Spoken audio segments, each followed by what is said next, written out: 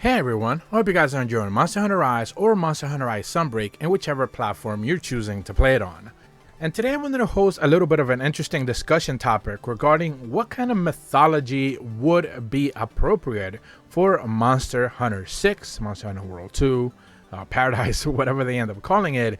Because something that Monster Hunter Rise did extremely well was kind of stick to the plan of adding mythology-based monsters into the fold, and they did a pretty bang-up job. Even Komura Village was pretty much a highlight experience because of that. The hub world kind of worked all along that, and they did a fantastic job just adding monsters that resemble the ideas of the yokai that they originally were inspired from.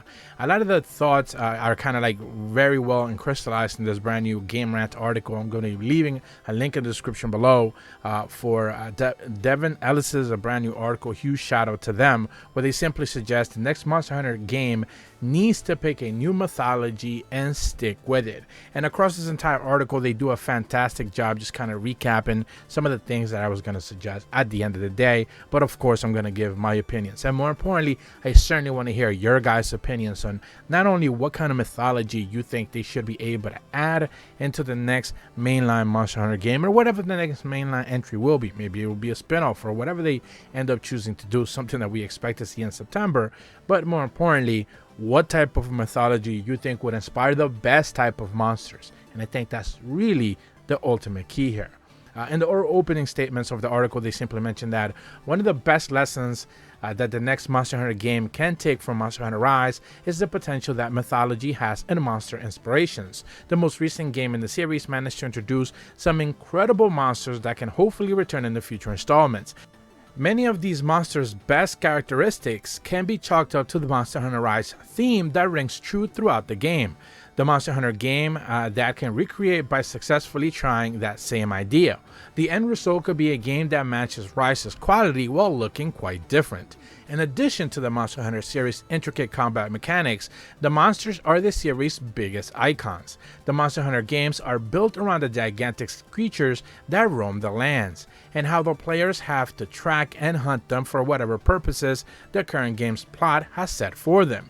In Monster Hunter Rise, the players is going through hunts in order to defend the village from the prophesied disaster. This task requires the players to do battle with many kinds of monsters, including a few species new to Rise, and the new monsters can be perfect inspiration for the next game. And that's one of the key points that I kind of wanted to really talk about here, is because of Komura's villages, not only the characters themselves, but the ambience around the village. Originally, when you start to play it, it certainly feels small, sure, but everything around it is interconnected and is probably one of the best introductory areas that you have access to. Of course, as a hub area, it's supposed to be giving you full access to everything. But back in the 3DS days, of course, everything was segmented off in the maps, but also in the towns as well. Many of them had different sections that you kind of had to walk to that were like completely separate. And here in Rise, at the very least, for Rise, the only other area is like, you know, the battle arena, where you actually get to, like, you know, train your weapons and stuff, the training grounds. Everything else is just kind of like interconnected right next to each other. There's very little, if anything, no load times whatsoever. And they did a bang-up job on top of the characters themselves. So the ambiance is great, the characters are great, but more importantly, everything is right there where you need it to be. And of course, having the Japanese ancestry tied to it also made it very unique in its own way, specifically for what Monster Hunter is trying to do. In the article, they also continue saying that in a new twist of the series, Monster Hunter Rise's new monsters were based on the yokai, creatures from Japanese folklore. The design decision led to some of the most interesting monsters appear in the franchise. The inspiration for some of the monsters were clear, such as the scythe-tailed Suchi based on the Kamaitachi, weasels with sickle tails that move through the wind. Another good example is Eknasam, a bird monster inspired by Busan, a fire-breathing turkey, but with a crest and wings based on the umbrella monster Karakaza. Taking inspiration from yokai led to exciting new directions and Rise as newcomers. After how well Monster Hunter Rise design choices went, the plans of the next Monster Hunter game could include inspirations to another mythological source. A lot of great monsters from Monster Hunter Rise were made with yokai in mind, and there are several other mythologies with their very own creatures that could make solid inspiration. Take Greek mythology, that could bring creatures such as the brutish one-eyed Cyclops and the buffalo-like Catoblivus. Chinese mythology also has impressive creatures to offer, such as the impossibly swift and majestic horse Qianlima, and there are few other options that are nearly endless amounts of legends that could provide. And while I wouldn't necessarily go too crazy regarding seeing like Greek mythology monsters, since it seems like almost so many games recently, not just including God of War Ragnarok, did plenty of Greek mythology things already, or like Viking mythology in general with like Assassin's Creed and stuff. I would like to see maybe more of those hidden, not necessarily seen mythologies we have like throughout history get their fair chance. Of course, I'm thinking of things like Aztec, Mayan, and even Incan, for example, mythologies where, at the end of the day, there's just so many interesting characteristics of monsters. Just imagine, of course, a Quetzalcoatl type, big snake, something we have already seen in like Monster Hunter 4, but of course, now we're a little bit, grounded aspects to what the mythology is all about, not just necessarily being a big snake just because it just happens to be a big snake. And of course, it doesn't have to end there. European history in general is full of mythological creatures, from whether it is the Middle Ages or long before then, that, could be, used as inspiration to see what it is that at the end of the day could be taking place, whether it is in Monster Hunter 6, World 2, Paradise, or whatever they're calling it.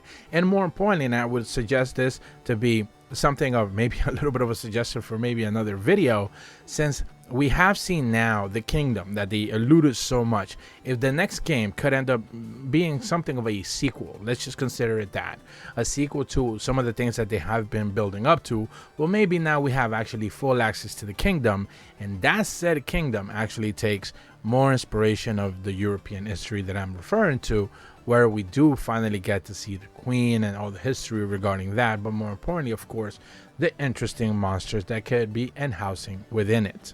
Lastly, in the article, they mentioned that choosing an art direction for the next Monster Hunter game can affect more than just the monster designs. Monster Hunter Rise's Komura village is designed to resemble a Japanese village from a feudal era, with the Komura weapons also intended to evoke a similar feel. If the next Monster Hunter chooses to another mythology to draw inspiration for its monsters, it could do the same for other aspects of the game as well. For example, some research could help you ensure that the hub looks like an old city based on whatever civilization's mythology was used as inspiration, much like Komura Village. This would also help establish a new game's identity. Creating new monsters based on yokai definitely worked in Monster Hunter Rise's favor, so a mythology that can provide ideas for the next game as well. The successor to Monster Hunter Rise can build on the last game's ideas in its own direction, and it would be sure to introduce its own slate of exciting new monsters for players to encounter. In addition, there would also be it would be fun for players having a chance to recognize what mythical creatures inspire their latest monster that they discover. After Monster Hunter Rise's yokai-themed monsters turned out so well, the next Monster Hunter could thrive with new mythological inspirations. Now, I will say this, while the article certainly does praise Komura villages and an entire base Rise experience with the yokai monsters, I will make an argument that Sunbreak's, let's say, Western themed monsters that not really live up to the inspiration. Now, of course, Malzeno is probably the peak of everything. Malzeno is an amazing monster, and of course, the new Malzeno is, pretty great as well. However, I would argue that Luna Garen is just kind of like a wolf that transforms. Nothing big there, werewolf themed, and Garangolm just being, a brutish, type of monster, which of course is connected to the other two in his very own lore.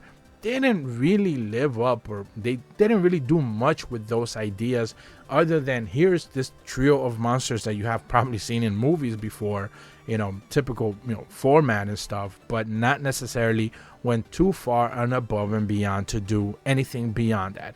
You never really see them fight together. You never really see them do anything that like they kind of stand together as what they're supposed to represent, the three lords. And at the end of the day, it feels a little bit short-sighted. So, they could have done a little bit of a better job. But hopefully, like again, the article mentions, and something that I certainly encourage you guys to let me know in the comments, whatever this next mythology will be for Monster Hunter 6, World 2, or Paradise, at the end of the day, I do hope that they do something where it's a little bit more encompassing. Yes, the monsters will be interesting. They are the showcase piece.